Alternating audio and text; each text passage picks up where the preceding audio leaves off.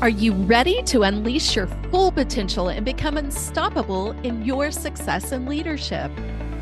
Welcome to the Unleashed and Unstoppable podcast, where we provide powerful insights and strategies for coaches, corporate leaders, and entrepreneurs. I'm Alexanne Carter. And I'm Carol Register, and we're certified master neurocoaches who are passionate about helping you overcome your limiting beliefs and optimize your performance. Each week, we'll be sharing actionable tips and strategies using neuroscience, from interviews with industry experts to solo episodes, to help you lead a life of power, purpose, and possibility on your own terms. Join our community of like-minded individuals. Hit subscribe now, and let's be unleashed and unstoppable together. Hey, wildly ambitious leaders, welcome back. I am so excited, and I know Carol is too. We have a very, very special guest with us today. I have been wanting to have Johanne on our podcast for several months now, and finally was the moment that we get to have her here and highlight her and have her share her story about being a single mom and growing a very successful and profitable business. It is on her heart and in her mission to really stand for single moms and women to really be able to live a life of abundance and freedom through entrepreneurship. Through her and I have a lot of common in terms of our background in corporate. Johanne was a senior in HR, myself as senior as a director. And when Johanne and I first met, we shared a lot about our commonalities in our journeys, in our experiences as female leaders, and really talked about how belonging was a thing that really came up for us. And as we know, right, with our neuroscience and when it comes to our results and what we create, a lot of this comes down to our identity and our thoughts and beliefs that then impact, of course, the decisions we make, the actions we take, and the results we then generate. So we're so honored and excited to have Johanne here today to share her story and share all of what's been able to shift for her. So she has been able to build, as a single mom, a very successful and profitable coaching business. So welcome, Johanne. We're so excited to have you today.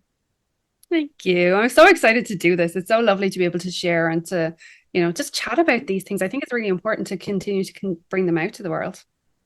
So, Jen, you want to take us a little bit back, your own history, share a little bit about your journey and how you've now gotten to today in building the business that you've built today. Yeah. And it's funny, if you were to ask me like 4 or 5 years ago, is this where I'd be now? The answer is, are you crazy? Like, no, like that's not even a thing. It wasn't even, like you talk about identity, it wasn't even there. Like if I go right back, like I was raised in a single parent home in the 80s in Ireland. And at that time, Ireland was driven by the Catholic Church. Everything was driven by that. And with that came a lot of shame and guilt for things that were not even in your control. So like, I even had places, in school where I couldn't even go to some of my friends' houses because I was labeled as a troublemaker because my mom was a single parent. And if you met my mom, she is like the kindest, most perfectionist, like lady is the best word to describe her. Like the woman doesn't have a bad bone in her body and would be mortified if she thought that somebody even thought that way about her or if she did something wrong. Yeah. But yet that's what was projected onto me, like in school. And like I carried that with me. So, like that whole sense of belonging that I know we're going to dive into, I didn't have that when I was younger, and I kept searching for it. I kept searching for it in different places, and it really manifested itself into, me having this good girl syndrome where everything I would only show good things, and it really hurt me to my core when somebody thought I did something wrong. Like I always remember being in school, and we just started secondary school. So over here in Ireland, we have like primary school, which kind of goes up to the age of 12, and then you go into secondary school. So first year in secondary school, new people, you want to make a good impression. Now imagine having the sense of belonging piece that I had too added onto that. And I remember we were walking down the corridor one of the days, and there was 2 girls that got into a fight, and I got pushed because of their fight. I got detention, and I got pulled up in front of the entire school for something I didn't do, and they didn't believe me. And I always remember being so devastated to the point where I didn't even want to go back to school, because I was horrified that somebody would think I did something wrong, which when I didn't, and then that they wouldn't believe me. And it really triggered that, like, okay, I don't feel like I belong at home. I definitely don't feel like I belong at school. People now really do think I am a troublemaker. So I like really manifested that, fitting into the label of troublemaker. And that continued on like all through my life. So like it came out in relationships. It came out, like, when I say relationships, I'm even talking work relationships, where it was like I always wanted to try and fit in and belong. So I would always overdo and overgive and take on the responsibility of everybody so that I could try and fit in. But I never created it, because that doesn't work. We know that. I know now that doesn't work, but at the time I didn't. And it wasn't until I got to the stage where I'd actually been in quite a toxic relationship, and I'd had 2 miscarriages, and my second miscarriage floored me. Floored me. I remember sitting on the edge of the bed and knowing I was losing my baby. And my partner at the time was so concerned about the fact that he'd have to call into work and tell them he couldn't come in. And I remember sitting there going, this is not, number one, a healthy relationship. I can't deal with you right now. I actually have to concentrate on me, because I could feel myself, that feeling where like you feel like you're going crazy. That's what it felt like. And I was like, no, this is not how it gets to be. And the one thing that I really never want a woman to experience again, or a man, is that you reach that pinnacle point before you choose to do something. So I always say, if my story can help anyone to not get to that point, I will keep sharing it. That's so incredibly moving. I mean, I know that I have felt like I don't belong.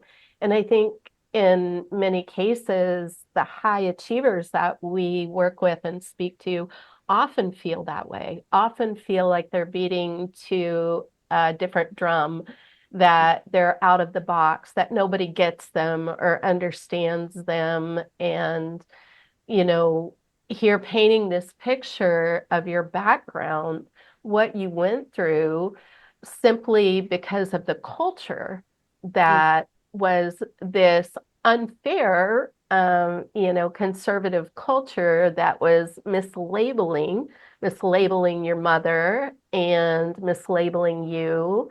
And then this pivotal moment in school, when you're in, the secondary school, and you're wanting to fit in at those ages, for sure, those early teenage years, and getting in trouble for something that you didn't even do, wanting to then retreat and hide, and then carrying that all the way forward to what was operating inside of you to cause you to be in relationships that weren't healthy for you.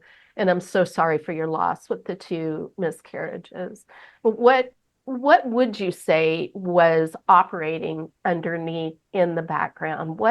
When did you gain an awareness that, okay, as you were starting to open that door, this is not the way it's supposed to be.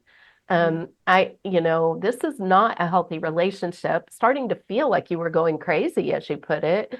Like, when did you begin to learn what the driving forces were that were going on in that background that were causing these things to happen in your life?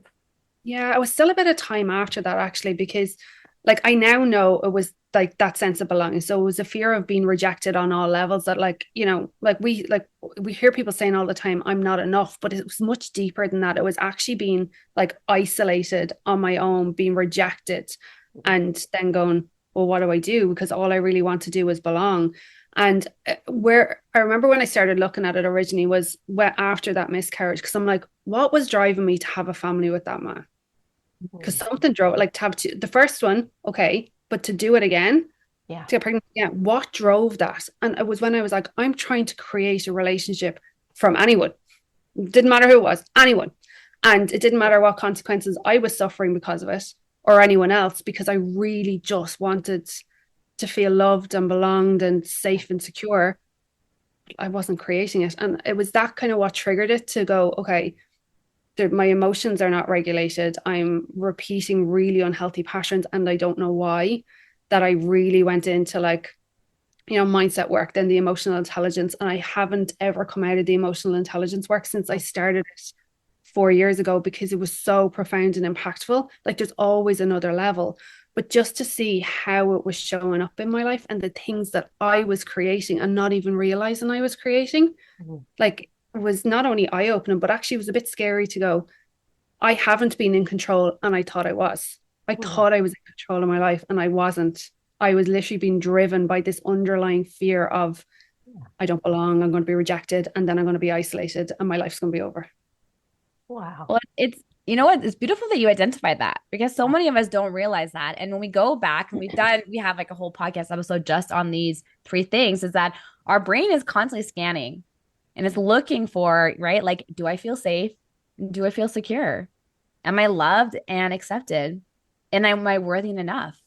And in any moment where it's like, you know, Mayday, Mayday, this is at risk, this is at risk, we're gonna subconsciously now make decisions and take action to create the result that's going to, you know, make us think that we are. And so that's why I was so excited to bring you on, Joanne, to share the story, because I just think that you have, it's a beautiful example of really what is going on in our subconscious, and the fact that you're so aware of it, because most of us are not aware of it unless we do some of the work and it's brought to our attention.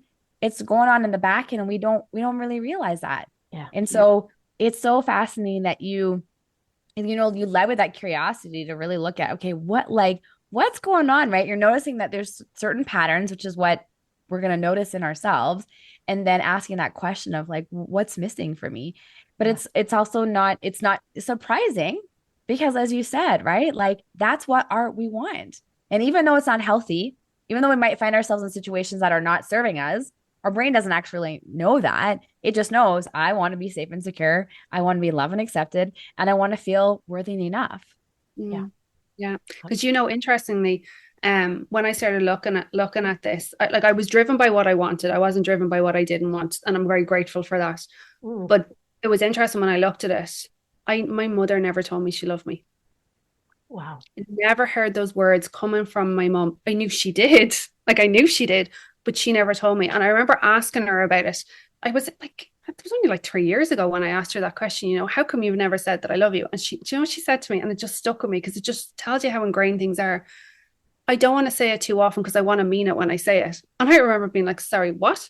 You want to mean it when you tell your daughter that you love her? I'm like, no, this is meant to be unconditional. And she's like, oh, you know what I mean? And I went, I do, but do you? I don't think you do. Like, to say that you didn't want to tell me that you love me because you want to mean it when you say it, and it's something that I was craving as a child. Isn't it just really interesting, like how it came up? But I never noticed that she hadn't told me until I started doing this work and around the, you know, why are these patterns here? Why am I craving so much love? And it was like a light bulb going off, going, because I never got told that. Wow. Wow. It's so amazing how, you know, it could be even a simple interpretation of something, but had such a profound effect on you as a child.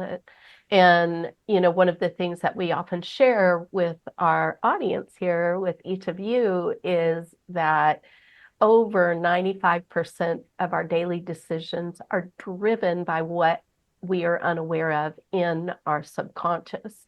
And so, again, this is huge acknowledgement, Joanne, for you meeting so much pain in that moment of that second miscarriage, and your, you know, the man you're with being more concerned about having to call in for work, that you actually took a deeper look. You actually went, hey, what's going on here? Why am I in this place?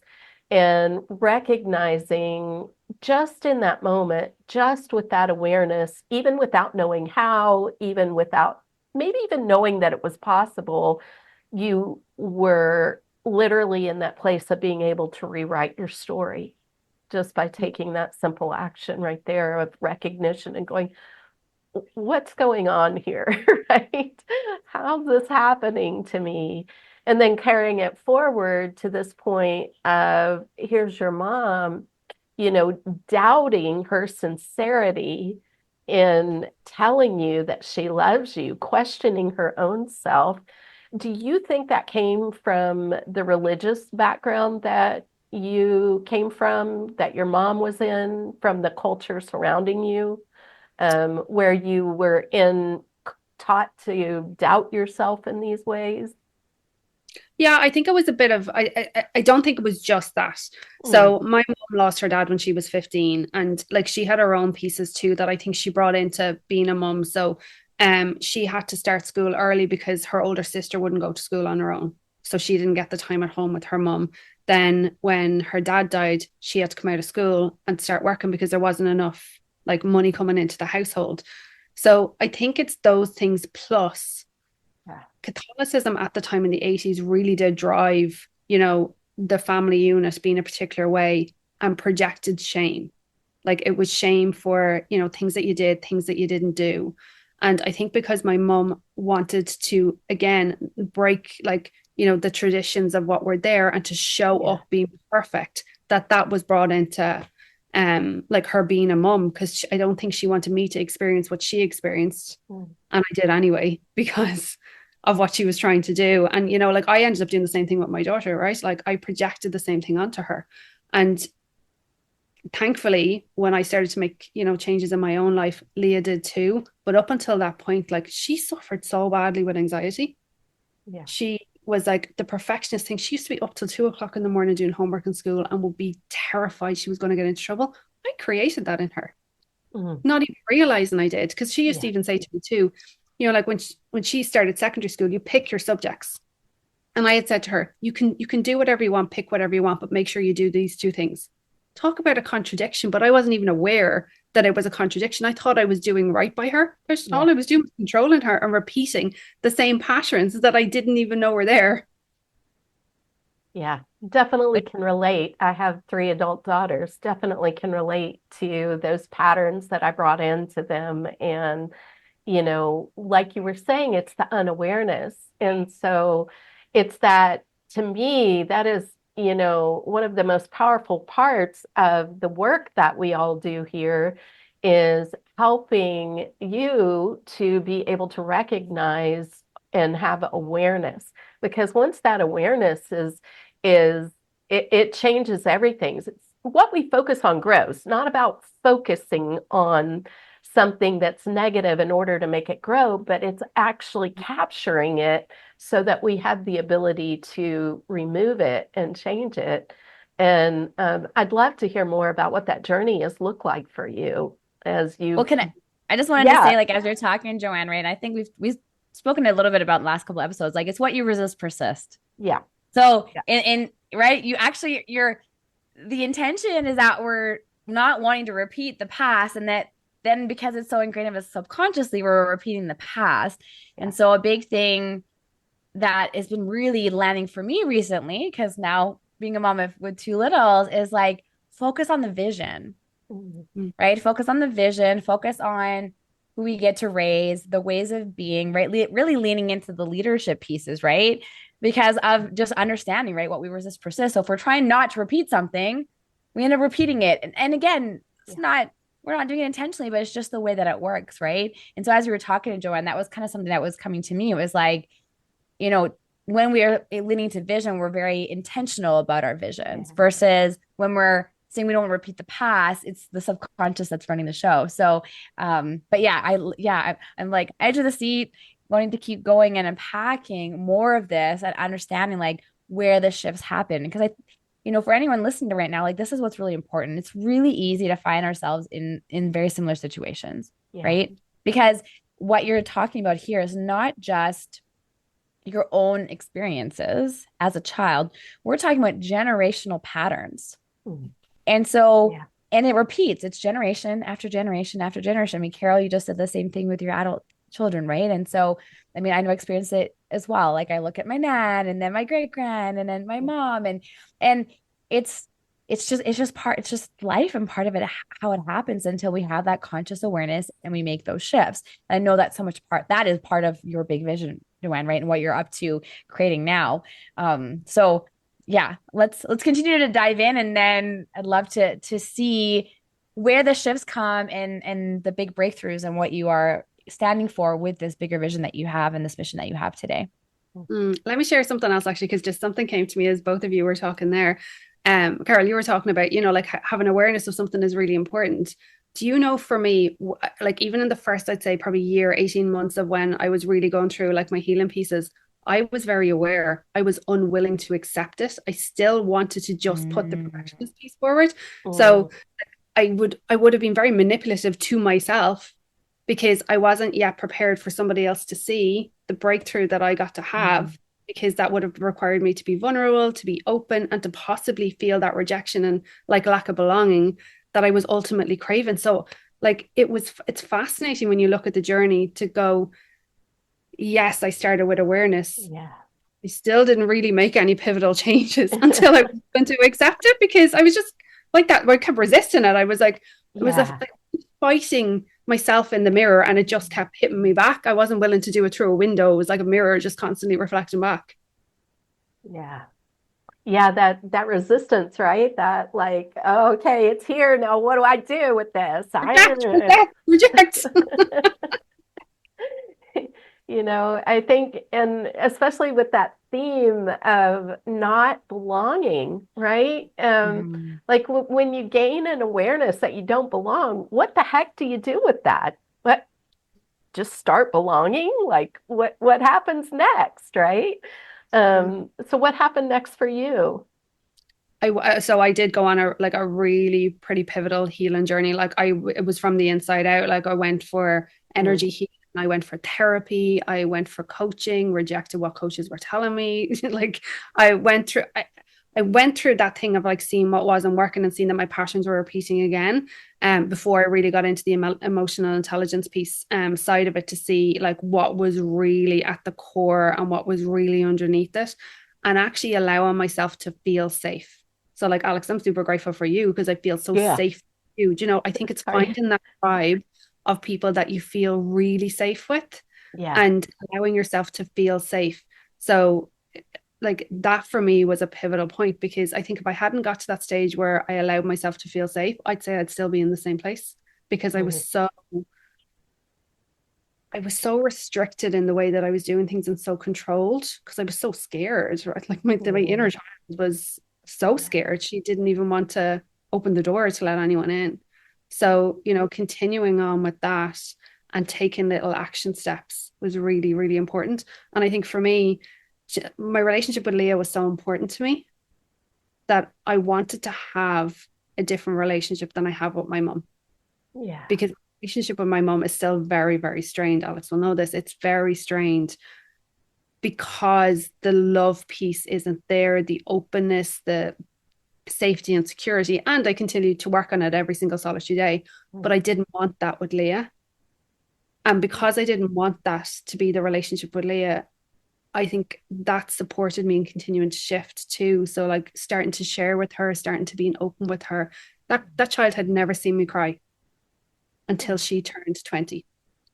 Wow. Yeah. Because you don't show that to them, right? So as a single mom, I got to be the strong person, show her nothing, be strong. Sure, how did the child have anxiety? Because sure, she didn't know how to cope with emotions, because her mother was not even showing any emotions. I was as cold as anything. So I think I know because my relationship with Leah is so important to me, and I wanted it to be different. That drove me with that. And I was like, I could start with her because I love her. Obviously, I feel safe with her, and I want her to like not continue on the passions. Like the book gets to stop at me. We're not continuing this on for more generations. So it was that for me. It was like allowing that to happen, and it was messy. There was arguments, there was tears, there was, you know, all that fun stuff that you have from the parent child. But yeah, it eventually got to the stage where she completely changed her career path because she is in a loving, committed relationship, and she has created like her sense of belonging is now secure. So, you know, it's those pieces. I think it's just taking it one step at a time. You know, it's like what you were saying, Alex, you know, having your vision. Like I have my vision painted here, Carol. That's my vision. I'm here and Leah's here. This is like the world, and we're in the bosom, and we're lighting each other up and moving each other forward. So yeah, I think it's been driven by the vision. Like what was my vision for me and Leah? That was where it started. And then it grew from there into my life, into business, into romantic relationships. But it started with the bit that was so important to me, which was me and Leah. You know, Alex, she mentioned something that I want to bring up that Joanne, you touched on, when we deal with trauma in our lives, there is a very much a need for safety. And when we're talking about neuroscience, we're talking about the fact that our brain is wired to keep us safe rather than to make us successful, and how we can rewrite our story, how we can neutralize and erase those limiting beliefs and wire in our success. And it's uncomfortable. I think it's really critical that we focus on the fact that, when we've suffered trauma, and all of us have to some degree, that there is that critical need for safety, to feel safe, to be okay in the world. And that is a starting place. That is a place where when you can start to feel safe, you start to become unhidden. You start to be able to step into dealing with the awareness that you now have. And so I just wanted to touch on that because I think that's really important and really beautiful that you were able to do that.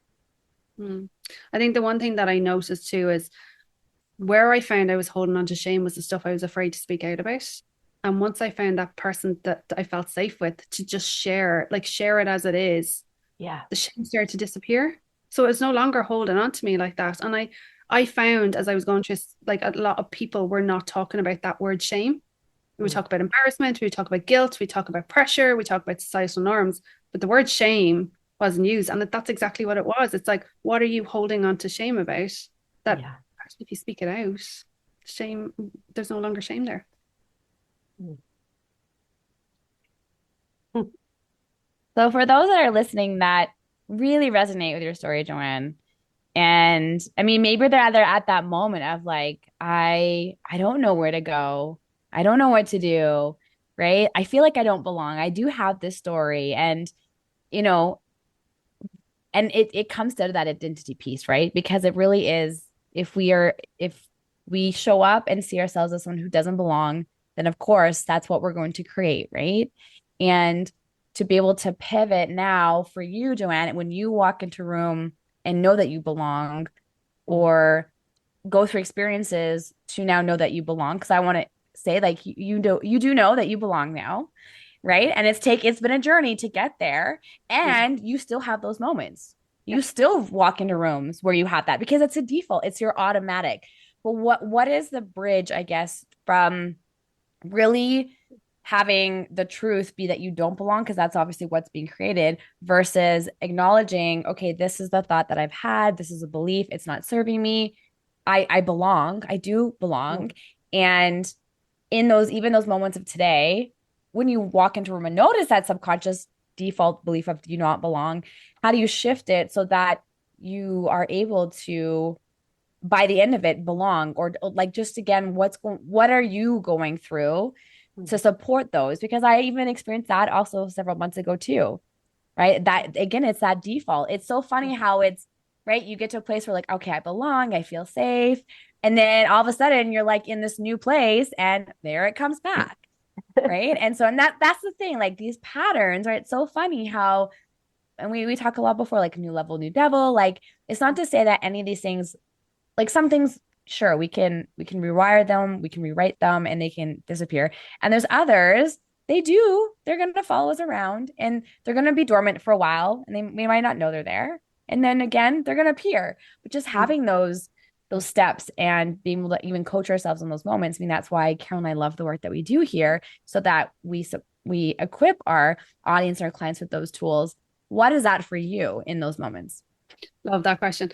I remember my first ever coach said to me, you cannot outperform your self-image.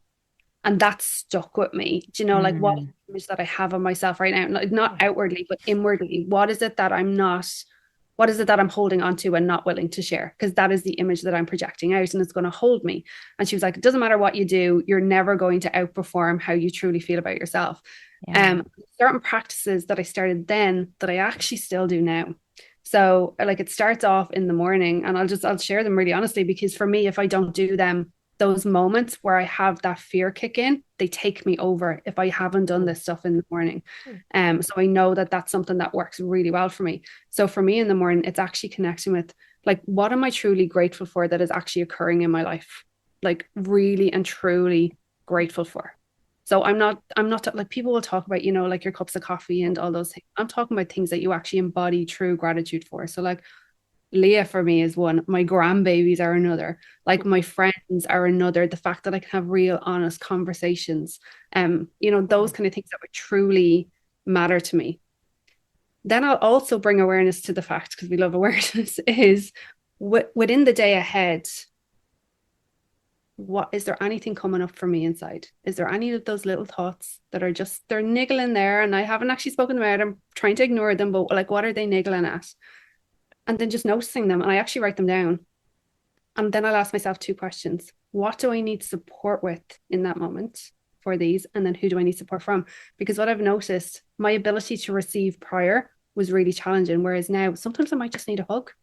I actually might just need a hug. And now I can go, okay, I noticed that, I'm feeling a little bit unnerved about this. And I know that it's new level, new devil. And I just want a hug. I actually just want a hug. And I just want, somebody to give me that like reassurance hug and say, good job. And for me, it's those little things. So that when I walk into a room and like that, I have the, oh my goodness, I can feel the fear bubbling up. I don't go back into the wallflower again. It's like, no, this is who I am. This is what I stand for. This is my vision, which is so important to me. And I'm going to move forward anyway. And if I mess it up, so what? Now, did I start off that way? No. Messiness was like the like physical sickness. No, I hated it. Absolutely hated it. Yeah, exactly. Yeah, delete. No more. Whereas, I can actually coach myself in the moment and like be curious and go, okay, what's really coming up for me now? Where do I feel it in my body? And what is it actually telling me? Is that true? Am I willing to shift it? Because I may not be. Am I willing to shift it? And if I am, what is the one thing I can do right now to anchor myself so that I can shift it? So sometimes it could be call somebody. Like I remember for like my first, I'll tell you the story, for my first ever event that I did. Hadn't even got as far as the event. I got as far as connecting, like putting out an email to see if somebody would even want to be on the event. I wouldn't even do that. I was so scared. But I got a friend of mine to sit with me on FaceTime so that I would follow through because I just wanted that love and support there. I didn't need her to do anything. I just needed her lovely face there with me. So even now I'll still do that. Go in the moment. Am I willing to shift? And if I am, what is it that I need so that I can shift? So it might just be a phone call for a friendly ear. Sometimes it could be run to the bathroom and put on some lipstick. Could be to put on some music. I might just something in the moment that I know will support me shifting. But that's how I self-coach myself and them. But it didn't start off that way. Like getting connected with gratitudes was the first place that I started with that, to go not fake, not materialistic, but what from a heart-centered place do I really feel grateful for that exists in my life? Wow. I love that simple example, even running to the bathroom and putting on some lipstick. I mean, so often as a recovering perfectionist myself, I want to overcomplicate things and, make the solution difficult when it's not. Like you said, it's just having a friendly face there, calling somebody, going to the bathroom and putting your favorite lipstick on, whatever it is. I mean, it can be so simple, and yet it can create that shift, create that possibility that changes everything. And, like you said, gives you that momentum and that motivation, just even in the slightest way, to continue on, to keep going, and to recognize that there's an answer to that default zone that you've got going on in the background. So I love that. I also heard something else that you said, Joanne, there was allowing yourself to receive support. Yeah. Right. For a lot of high achieving women, it's not easy. And you gave examples all throughout today. We're talking about, even being raised by your mom and your grandma, and then you having to, raising Leah by yourself, right? So being again having the example of doing it all by themselves and then being that example, right? And so a default to ask for support is definitely not going to be something that is going to be automatic for you. So what supported you in shifting that? Because I mean, it's something huge that we talk about, right? Especially avoiding burnout, right? It's like, it's not to say we can't do it all. We don't have to, because those are the things that do lead us to burnout. And one of the secrets to success is actually not going about it all by yourself. And these are some beautiful examples of where you don't. Um and then those little things to like set us up to, so it's not the default of going by myself. I know for myself, it was actually on my favorites in my phone, putting certain people in my favorites. So when I experienced something, it was like, okay, go down the list and the text messages, make a phone call. Because again, it's that default. It's so easy to try and again go by yourselves, try and do it all by yourselves.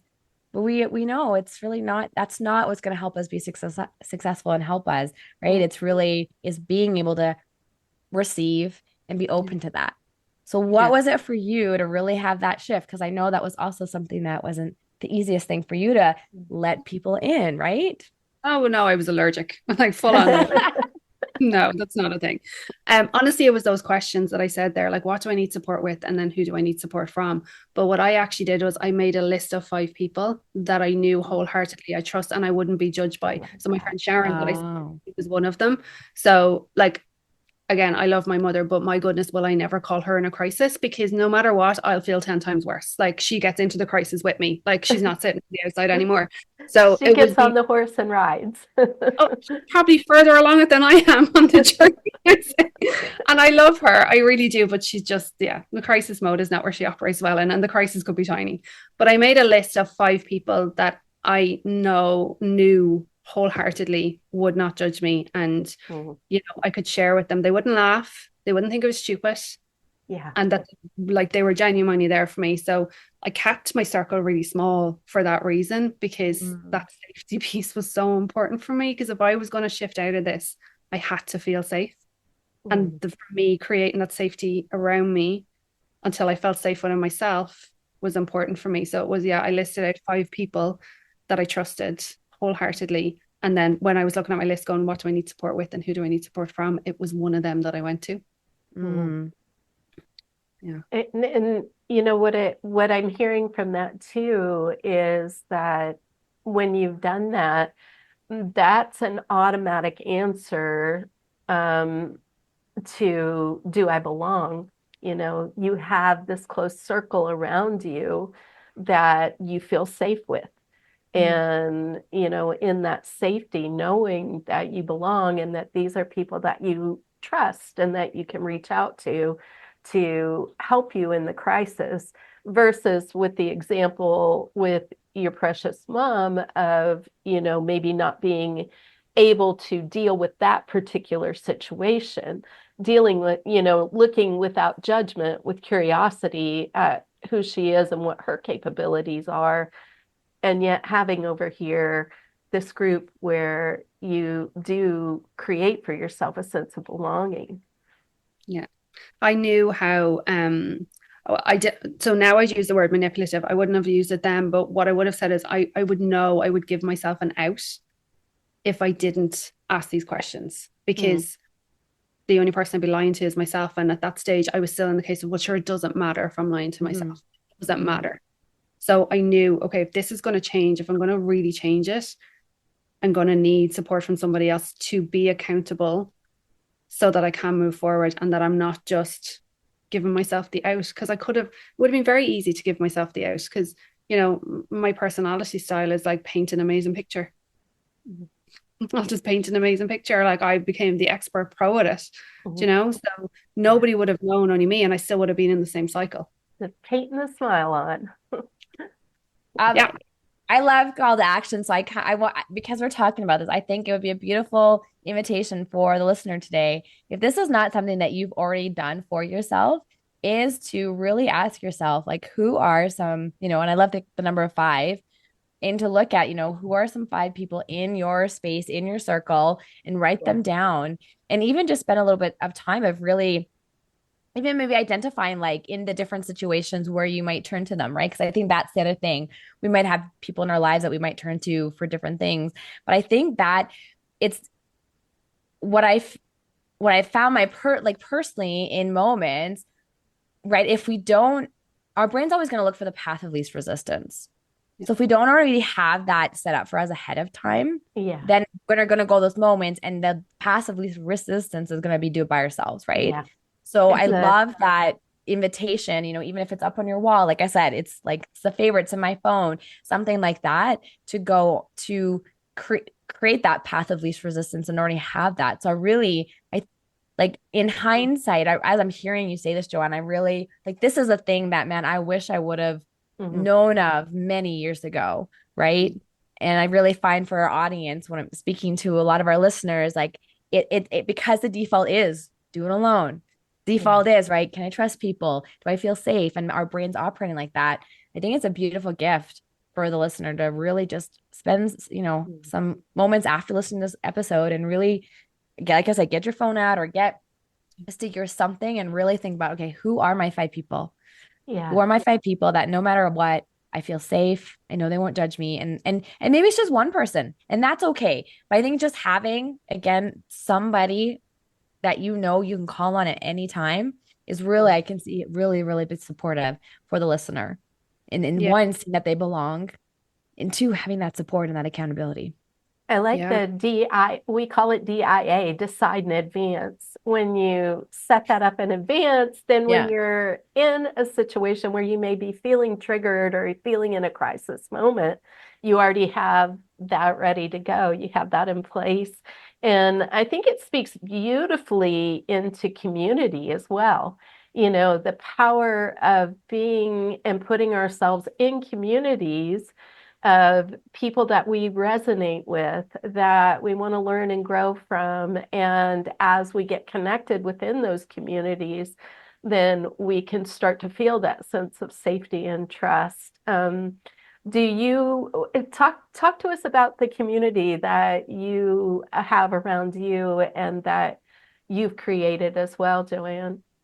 Yeah, so interestingly enough, I actually let go of a number of friendships because I realized that they weren't healthy relationships. And as hard as that was to do at the time, I'm actually very grateful that I did, because it relieved a lot of pressure. I didn't realize how much pressure I was under to maintain those friendships that actually were not serving me, because it wasn't a balanced friendship, right? It was like I was giving, they were taking, and then we're frustrated when I was no longer giving. So yeah, I'm like, being very aware of the circle that I had around me was important. And right now, I love my circle. Alex is one of my besties, and I'm so grateful for her. And the circle and community that I have around me right now are women that are, supporting whatever they're supporting, but from an empowering way. It's not, tearing somebody else down or making somebody else wrong or being in competition or, trying to outdo somebody else. It's like, it's really loving. It's genuinely loving. And, there's no judgment. People will hold a bucket for you, and then they'll lift you up so that you can move forward. And like, even if I look at like the relationship that I have with like Leah now, it's completely different. It's so different because, okay, yes, we still have the mother-daughter relationship, but it's more, she's operating in the same way too. So like, I see her as like part of my inner circle community, not just a mother-daughter as in I control you, you're my child. So I think, for me, it's like having people around me that are just filling up their cup from a place of love is so important to me, because I ever want to be around people that have that, competition, that kind of nastiness side to them. I still get triggered. So that still triggers that like sense of belonging in me. And I choose to not be in that anymore. And I now know it's a choice. I didn't know that before. I didn't know we had a choice, as to, I always heard people say, your friends are more like your family than your own family are. And that, you can't choose your family, but you can choose your friends. I never did that until this. Wow. Never chose my friends. It was like, oh, you like me? Great. We're now besties for life because you like me, Sure, that wasn't going to work. Of course they like me. I was an excellent giver. I was an awesome giver. But again, so now it's surrounding myself with people that are just pure love. It's so incredibly powerful that we know that we can choose our communities, we can choose our friends, we can choose the people around us, so that it's not an imbalance of giving and receiving, that you're also able to receive as well as give. And it's incredible. Took work. So Johanne, for our listeners, I'd love to connect with you and learn more about you, learn more about the community and how you're working, empowering the women that you're working with and growing their businesses. What is the best way that they can connect with you? I would say Instagram, because I actually love having like literal conversations with people rather than it just being messenger bots. So yeah, over on Instagram at Awaken Potential Coaching, and you will get voice message from me if you're following me on there. It's just as part of, I just love being able to build up that community and let women know you're actually safe. You're in a safe space. You don't have to give anything. You don't have to do anything. You're safe. Wow. That's beautiful. That's beautiful. I love safe communities. I don't know about you, but I love them. Yeah, And Johanne, I know that you have a gift that you often share with your audience. So what is that gift that you've got for our audience today? Yeah. So I have a few of them. I can't actually remember which one I shared. Being honest, perimenopause kicked in. Well, when you think about the audience being unleashed and unstoppable. So do you know what I'd love to give is a wealthy woman meditation, because it's actually grounding the inside out, and it's connecting you with your identity, and it's one that supports you with like reaffirming who you actually are, not even who you get to be, who you already are inside. So that, because for me, wealth isn't actually money, it's your relationships, it's the life that you're living, it's the community that you're around, it's like how you are connected with yourself. So that's what my interpretation of the wealthy woman is. So that is definitely one that people get to receive and to embody, and to know that, not only do you belong, but you deserve to have whatever it is that you want. Yeah. Wow. I can't wait to hear that. And it's been so lovely to meet with you and connect with you today, Johanne. Really. And you have such a powerful story.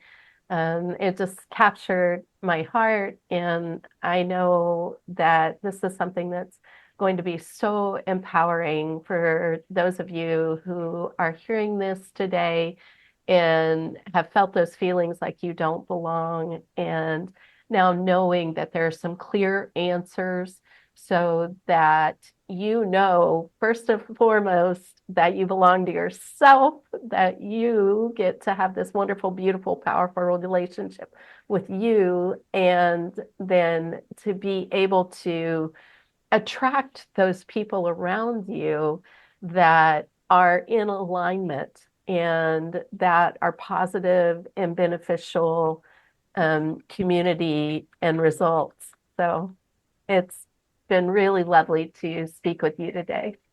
Thank you. There goes my Thanks. phone.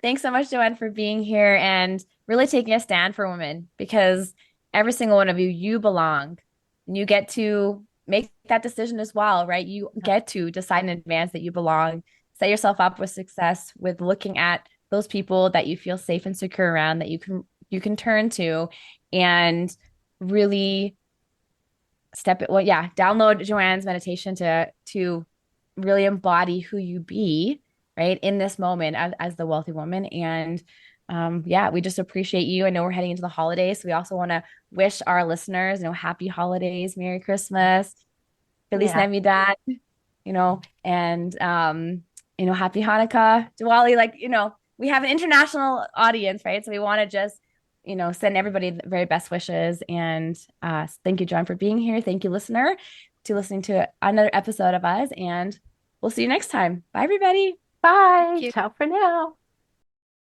Thanks for tuning in to another episode of the Unleashed Unstoppable podcast with your hosts, Alexandra Carter and Carol Register.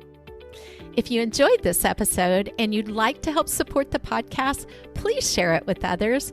Post about it on social media, or leave a rating and review, and subscribe. That's all for this episode, Wildly Ambitious Leaders. See you next week.